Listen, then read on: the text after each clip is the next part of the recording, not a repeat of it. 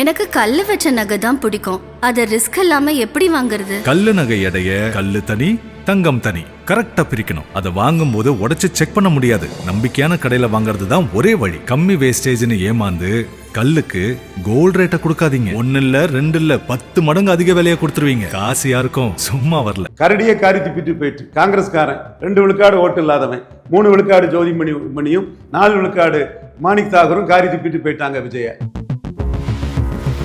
ஜாதி ஜோதிமணி அம்மா ஜனநாயகம் படத்துல அடிச்சதுக்கு கோலையா வாய் திறக்க முடியாம இருக்காரு. இந்த கோலைக்கு யாருமா ஓட்டு போடுவான்? என்னமா பேசுறீங்க நீங்க? அர்த்தம் கட்ட பேச்சு. கள்ளக்குறிச்சி சாராய்ச்சாவை பார்க்க போனாரு. தனக்கு பெரிய செல்வாக்கு இருக்குன்னு. விக்கிரவாண்டியில போலிங் கூடி போச்சு.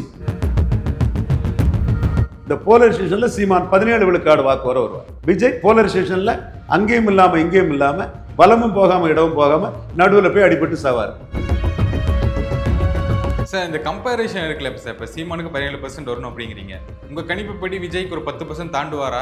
விஜய் என்ன சொல்றாருன்னு தெரிஞ்சாதான் ஓட்ட சொல்ல முடியும்.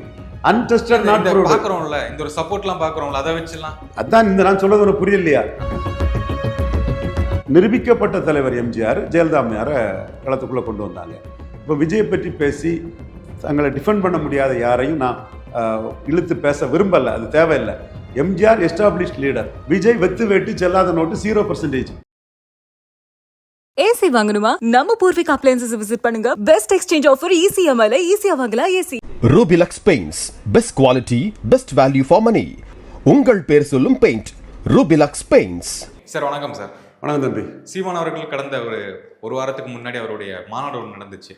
அது எப்படி ஒரு இம்பாக்ட் கொடுத்துருக்கா இல்லையா அப்படிங்கிற ஒரு விஷயம் இருக்கு. ஏன்னா இந்த கூட்டணி கணக்குகள், திமுக கூட்டணி கணக்கு, NDA கூட்டணி, விஜய், இந்த மாதிரி எல்லாமே போயிட்டு இருக்கு. இப்போ கொஞ்சம் ஒரு கடந்த ஒரு 2 வாரமா கொஞ்சம் சைலண்டா இருக்காரோ, NTKல சைலண்டா போகுது அப்படிங்கிற மாதிரி பார்வை இருக்கு. 28 வேட்பாளர்கள் புதுச்சேரியில் இன்னைக்கு அனௌன்ஸ் பண்றாரு. அன்னைக்கு அவர் பண்ணது பெரிய கூட்டம், பெரிய எழுச்சி. அவர் 234 கேண்டிடேட்னு வாங்கி அடிச்சிட்டாரு. விஜய்க்கு கேண்டிடேட்டே இல்லை. விஜய் இப்போ வேற வழி இல்லாமல் தனிச்சுங்கிறாரு. இது 20 வயசுல சன்னியாசம்னு ஒருத்தன் போறவனுக்கும் 45 வயசாகியும் பொண்ணு கிடைக்காம சன்னியாசம் போறவனுக்குள்ள வித்தியாசம். அட்டு ஜோதிமணிக்கு இது தெரியல, அட்டு மாணிக் தாகூருக்கு தெரியல. அட்டுங்கிற வார்த்தை விவரம் இல்லாம வன்மத்திலையும் காழ்ப்புணர்ச்சியிலையும் 8.2 எடுத்த சீமான் மீது உள்ள பொறாமையில பேசக்கூடிய ஜோதிமணியையும் மாணிக் தாகூரையும் அட்டு கோஷ்டிங்கன்னு சொன்னாதான் கரெக்டு. அது மட்டுமல்ல, களத்தை விட்டு ஓடிய கோழை நாய்கள்னு சீமான் சொல்றதும் இந்த அட்டுக்கோசிகளையும் அந்த அட்டுக்கோசிகளுக்கு தலைவரையும் சேர்த்து தான் ஈரோடு கிழக்கில் சொல்றாரு. நீ கை சின்னத்தில் நின்ன சிம்பல்ல ஏன் நிற்க முடியாம களத்தை விட்டு உதயசூரியனை கொடுத்துட்டு ஓடுன? நீ கோலை தானே? ஜோதிமணியையும் மாணிக் தாகூரையும் தான் சொல்றேன். சும்மா ஒன்றும் இல்லாம வெறும் வேட்டுகள் 3 விழுக்காடு ஓட்டை எடுத்துக்கிட்டு 4 விழுக்காடு ஓட்டை எடுத்துட்டு டால் டாக்கு பேசுறதும் பெருசா பீத்திட்டு தெரியதும். இந்த மாதிரி அடிச்சாதான் இந்த 2 எம்பின்னா என்ன, யாருன்னா என்ன, மக்கள் பிரதிநிதியா எப்படி வந்த, திமுக ஆதரவுல வந்த, தனிச்சு 3 விழுக்காடு எடுத்த கோஷ்டி தானே.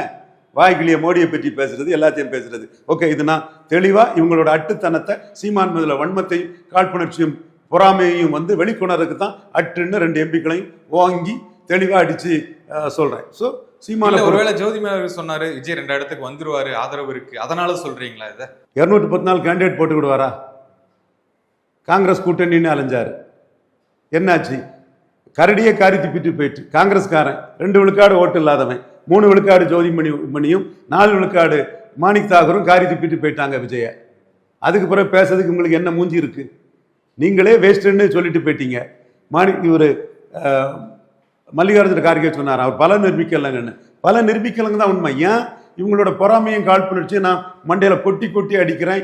களத்தை விட்டு ஓடிய கோழை நாய்கள்ங்கிறது காங்கிரஸ்காரனுக்கும் பொருந்தும். கை சின்னத்தில் நீ தைரியமானவனா நின்று இருக்கணும். EVK இளங்கொன்ன இடத்துல நின்று இருக்கணும். உங்களுக்கு உங்க மண்டலம் தானே, நிற்க முடியலன்னா அது உங்களையும் சேர்த்தான்னு சொல்றேன்னா, இந்த மாதிரி 8.2 விழுக்காடு ப்ரூவ்டு ஓட்டு எடுத்த சீமான ஏட்டு சொரக்கா கறிக்குதவாத காகித புலி சீமான விஜயை வச்சு பேசிட்டு இருக்கிறது. இது தப்பு இல்லை. இப்போ நீங்க விஜய் 2014 மோடியை போய் பார்த்தாரு. ஜெயலலிதா 6 விழுக்காடு வாக்கு உயர்ந்தாங்க. 39க்கு 37 ஜெயித்தாங்க. அப்போ வெத்து வெட்டு செல்லாத நோட்டுன்னு விஜய நிரூபிச்சுட்டாருங்கிறத ஜோதிமணியும் மாணிக் தாகூரும் ஏன் சொல்ல மாட்டேங்கிறாங்க? 3% 4% ஏன் சொல்ல மாட்டேங்கிறாங்க? என்ன பொறாமை, என்ன காழ்ப்புணர்ச்சி? தப்பு இல்லை அது. அப்போ அதனால தான் அவங்கள நான் அப்படி அடிக்கிறேன். அப்ப விஜய் வேஸ்ட்ங்கிறத ஜெயலலிதா நிரூபிச்சாங்க. ஜெயலலிதா நிரூபிச்சு ஜெயலலிதா சாகிறது வரை விஜய் அரசியல் பேசலையே. விஜய் சாகிறது வரை விஜய் அரசியல் பேசலையே. அப்ப இதுவே கோலத்தனம் இல்லை. இப்போ ஜனநாயகத்தில் மோடி அடிக்கிறாரு, எவ்வளவுக்குள்ள கோலையாட்டு வாய் திறக்க முடியாம இருக்கிறாரு. எப்படி கோலைக்கு ஓட்டு போடுவான்?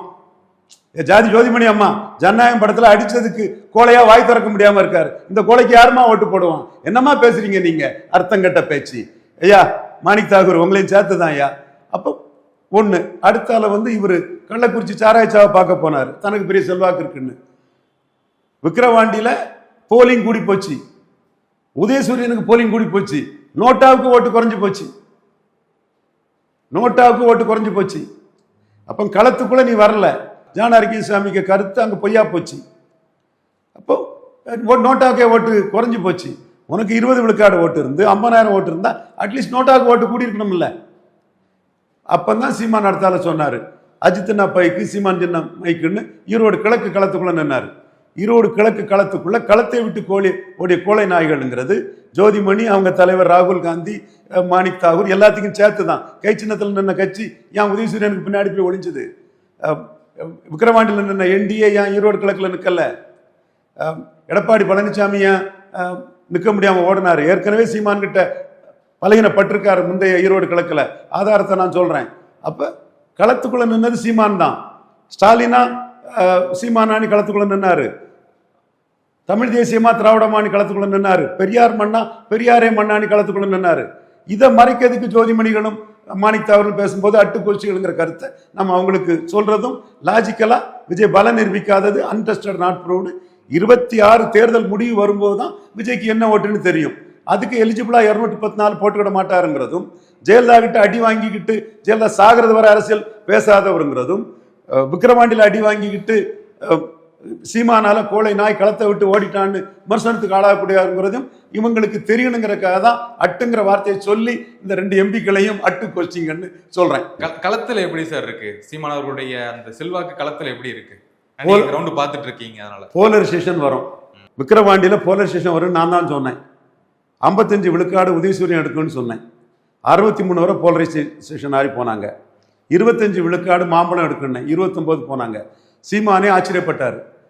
ஜான் அரிக்கசாமி சீமான் கிட்ட பொய்யா சொல்லிட்டு இருந்தாப்புல. 20 விழுக்காடு விஜய்க்கு இருக்குது, பேசி விட்டுரு விஜயை பற்றி, ஓட்டு வந்துடும். யோ ஈர மண்ணு ஏற்கடி சாம்பலம் தான் அங்க இருக்கு, நிரூபிச்சாதாயா ஓட்டு. விஜயகாந்த் நிரூபிச்சாரு 8-10, பவன்கண் நிரூபிச்சாரு 7, நிரூபிக்காதவனுக்கெல்லாம் ஓட்டு கிடையாது அப்படின்னு நான் சொன்னேன். போலரைசேஷன் தான் அங்க வந்தது. ஸோ போலரைசேஷன்ல சீமான் 6 விழுக்காடு எடுத்தது சாதனை.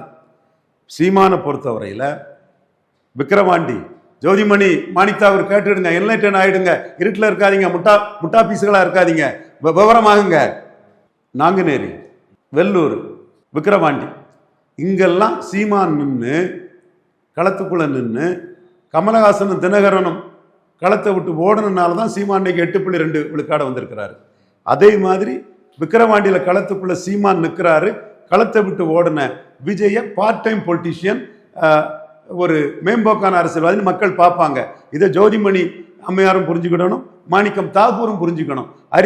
அறிவு இல்லாம களம் தெரியாம இருக்கக்கூடாது, கற்பனை உலகத்துல மதக்கக்கூடாது 2 பேருமே. ஸோ இந்த இடம் போலரைஸ்டு களமாக தான் இருக்குங்கிறத நான் சொன்னது விக்கிரவாண்டியில் நடந்தது. ஈரோடு கிழக்குலையும் போலரைசேஷன் ஆகுன்னு தான் சொன்னேன். 74 விழுக்காடு ஓட்டுக்கு திமுக போயிட்டாங்க. 100 விழுக்காடு அருந்ததியர்கள் திராவிட முன்னேற்ற கழகத்துக்கு வாக்களிச்சாங்க. 100 விழுக்காடு நாயுடுகள் திராவிட முன்னேற்ற கழகத்துக்கு வாக்களிச்சாங்க. மீண்டும் தெலுங்கு புறமொழி சமூகங்கள் எல்லாம் ஸ்டாலின் எல்லாம் கன்சால்டேட் ஆவாங்க. அருந்ததிர பிரியாரிட்டி ரெசர்வேஷன்ல அருந்ததிர மக்கள் அடைஞ்ச பலனை தமிழ்நாடு ஃபுல்லா ஸ்டாலின் கொண்டு போனார். மந்திரிகள் எல்லாம் அதைத்தான் பேசினார். சீமான் பரையர் தேவேந்திர குல வேளாளருக்கு 5 விழுக்காடு உயர்த்தி கேட்கிறாரு.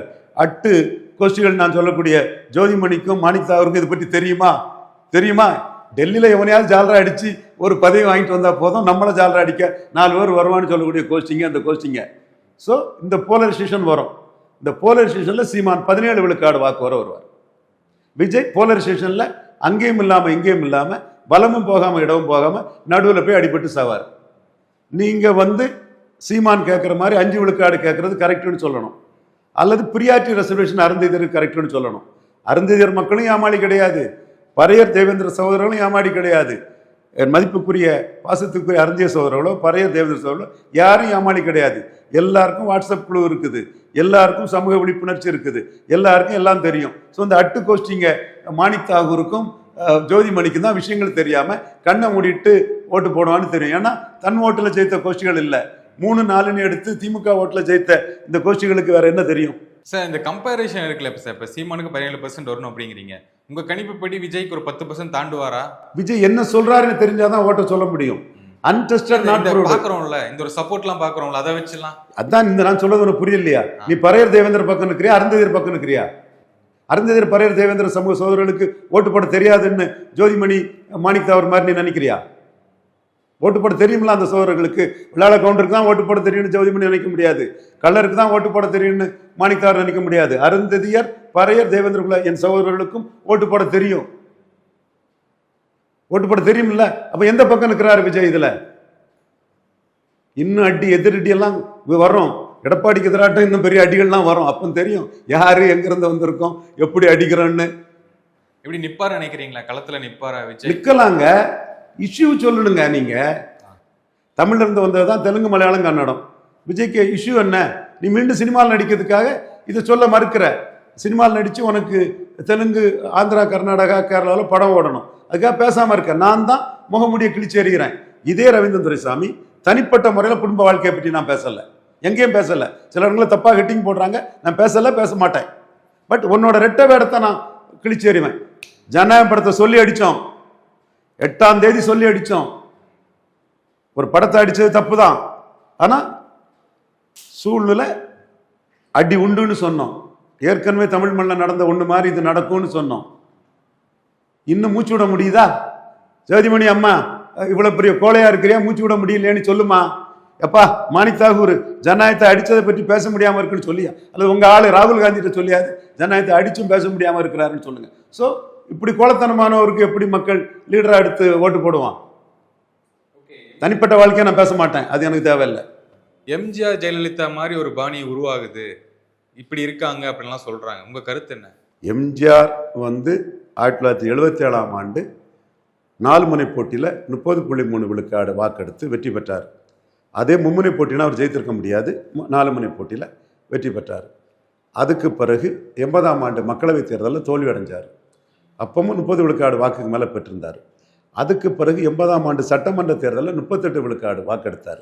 3 தடவை எஸ்டாப்ளிஷ் ஆன பிறகு அவர் 82ல் வெற்றி பெற்றுட்டு இருந்தவர் தன் கட்சியில் உள்குழப்பங்கள் இருக்கும்போது அதை சரி பண்ணதுக்கு ஜெயலலிதா அம்மையாரை கட்சிக்குள்ள சத்துணவு திட்ட உயர்மட்ட குழு உறுப்பினர், கொள்கை பரப்பு செயலாளர் போன்ற பொறுப்பெல்லாம் கொடுத்து, ராஜ்சபா உறுப்பினர்லாம் கொடுத்து கட்சிக்குள்ளே கொண்டு வந்தார்.